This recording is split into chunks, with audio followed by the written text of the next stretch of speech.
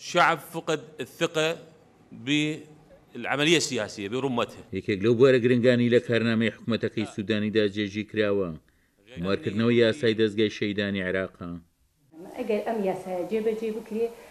بەڕێوەبەری کاروباری شەیدان و ئەنفالکراوانی هەرێم لە کەرکووک دەڵێت ئەو هەموارکردنەوەیە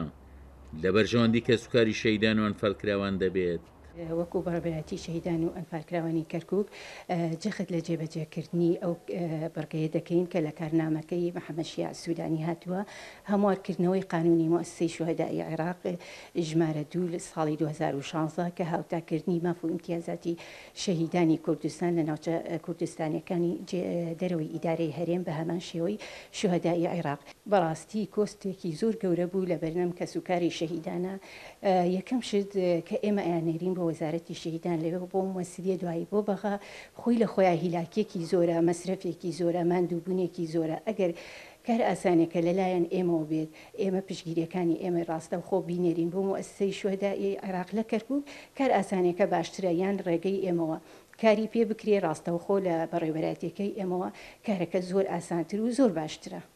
سوودمەند دەبن لە بواری خوێندنە لە بواری دامەزراندنە لە بواری سەفەرکردنە لە زۆر بوارە ئیمتیازی ئەوان زۆرترە و جیاوازترە لەگەڵ ئیمتیازەکانی ئێمەیە. ئەندامێکی فراکسیۆنی یەکێتیش لە پەرلەمانی عێراق دەڵێت یەکێتی پێداگری کردووە لەسەر جێژیکردنی و خەڵە لە کارنامەی حکوومەتەکەی سوودانیدا. شەهیدی پێشمەرگە و دام و دەستگا ئەمنیەکان کە لە فترەی ڕابردووی دوای 2023ەوە لەم سنوورە شەهید بوون لە کارنامەکە هاتووە کە تعدیلی یاساکە بکرێت هەمواری یاسای مؤسسەی شوهدای عێراقی بکرێتەوە ئەوە بخرێتە سەر مؤسسەی شوهدای عێراقی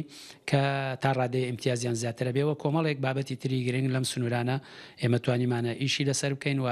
ڕەنگی داوەتەوە لە بەرنامەی حکوومەتەکەی محەممەد شیع سوودانی. بە هەموارکردنەوەی یاسای ژمارە 2 ساڵی 2016 دەستگای شەیدانی عێراق مافی کە سوکاری شەیدان و ئەنفالکراوان لە چوارچێوەی یاسایەدا زامن دەبێت و کچ و کوڕی شەیدان و ئەنفال هەمان ماف و ئیمتیازی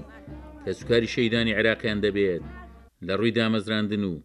وەرگرتن لە زانکۆکانی عێراق و چەندین بواری تریش. عومەر غەریب، کورسات نیوز، کەرکووک.